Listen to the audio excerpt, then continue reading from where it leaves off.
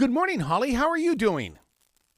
Good morning. I'm good. How are you? Absolutely fantastic. With a name like Holly, I mean, automatic, it's a positive because it's like Holly. That wow. I mean, there's a vibration just by saying your name. I like that. Thank you. You are making waves, and in a world that it's like there's so much going on in it, but Holly is making waves on NBC's The Voice. Do you see it on your side or feel it?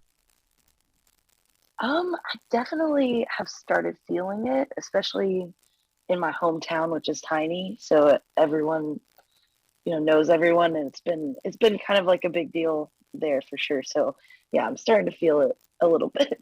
You got to tell me how to pronounce your town because I mean here in the Carolinas, I mean it's like people up north call it Lancaster. Down here, you don't say Lancaster, you say Lancaster. So how do you in your own language say the name of your town? I live in Catletsburg. Catletsburg. Okay, okay. Yeah, Yes. because and that's what I love about the South is that each little gathering of people, it's like we have a city called Wingate, and people come down here and say it's Wingate. And I'm going, it's not Wingate, it's Wingate. And so that's what I love Right. about the South is that it's the culture. Oh yeah. Yeah, everyone has their own way for sure. Yeah. I before we even jump into anything, I got to tell you, I got to thank you from really my whole heart and soul that you are a caregiver for adults and that you allow them to sing and be the performer. And that takes a special heart, girl. Oh yeah, I love it. Like probably more than they do. So it's yeah, it's so much fun for me.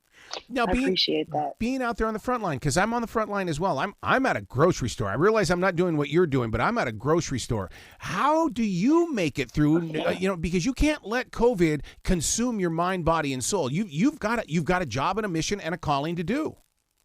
hmm I think just knowing that it's a really important thing that they have to have, someone. So, being vaccinated for me is a big thing, and just really knowing that you have to do it no matter what, no matter which front line, like a grocery store is so important too. It's just like you got to be there. It's something that can't be you can't like have a machine do it. You can't really have like something that isn't a person. So just knowing that it has to be done is kind of enough for me to be ready to get up and do it every day. Have you noticed that people are more grateful about life due to all of this? Because I mean, when I mean, because I swear we've all gone through a change and it's happened so quickly.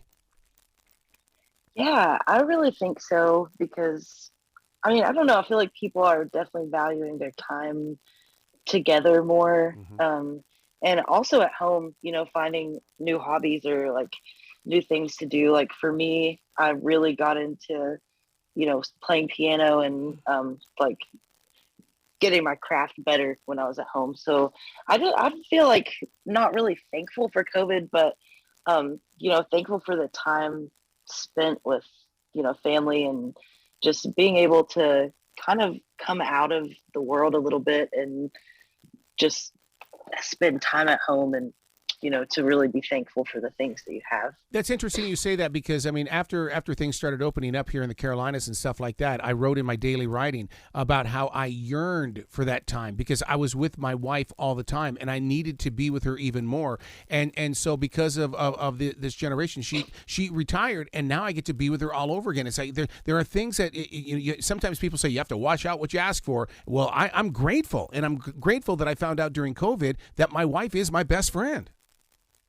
Yeah, yeah, I feel that because I don't know, like I feel like things are just crazy and it's unreal to be able to have like time at home with your family like Hmm. that.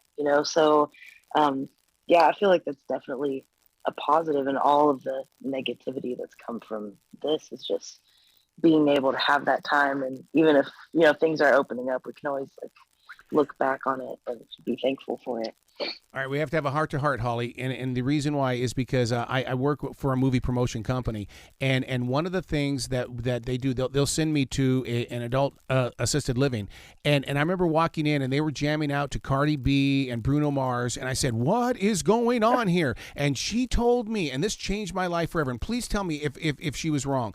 She said the mind doesn't realize it's getting old; only the body is getting old. Do you believe that? Yeah, definitely. I mean, like some of the people that I work with are definitely, still in their mind kids, and they love to do, like stuff that maybe I would do with my daughter. And I don't know, I think that's pretty accurate because like you'll see people that are at a really old age doing so much stuff. Just I think it is like a mindset, and you just you can stay young, in your mind. Well, I love it when the older generation hears "Baby Got Back" and they start dancing. Oh yeah, that's amazing. and We dance to all kinds of stuff. one of the things that I guess this nation is starting to grow into, but they still haven't really embraced it as much as they should.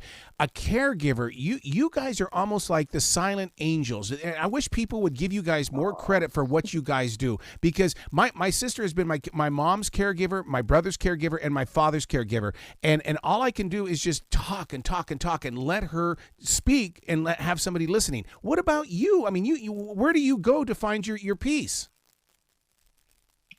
I guess just, at home, and my fiance he does the same work too. So, we talk about it at home and stuff, but for me, really just like my kids and music kind of, take me out of, I guess, the workflow or that, because it can get stressful for sure. And you just kind of try to leave it there, not really, bring it home with you and think about it, or worry about them and stuff. But I mean, it's the most rewarding job I've ever had. I love it so much. Well, and the human body does things that shocks most people, but you're going, let's go clean it up. Right. Yeah, it took me a while, but I've been doing it for like 6.5 years now, or 7. So now nothing really phases me at all. And I think having kids has helped with that too, because when you have little kids, you're like, yeah, I don't know what this is on my hands, but it's fine. You create musically with Seth as well, but what is it like for you to be on The Voice as a solo performer? It's a big deal for me, like I've always been a singer, but then with him, we did the duo thing for a while. And going back to COVID, like that's really where I think I've earned my chops in like piano. And well, I haven't played piano on the show yet, but I hope to.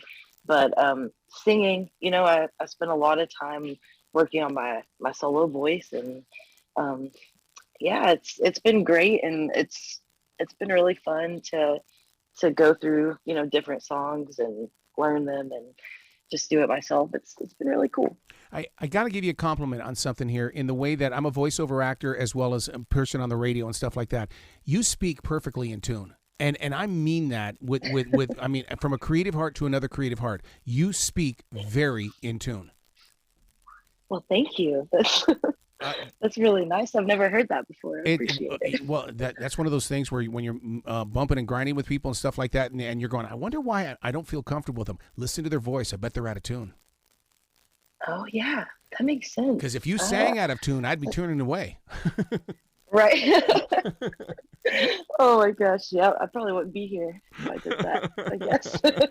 Holly, please come back to this show anytime in the future. The door is always going to be open for you. Awesome. That sounds good. I was just in Charlotte the other day at the airport. You were? It's a beautiful town. Oh, my God. Yep. How'd you like that big old crowded airport? That's one of the biggest ones in the country. Oh, yeah. It's my connecting flight every time. And I always have to go like all the way across it in like 40 minutes. Yeah. And I never really get to stop, but it's basically me running through Charlotte every time I'm there, but I love it. And I swear it takes like hours to get out there to go to the main runway. It's like, come on, how much driving are we going to do on this airplane? Right?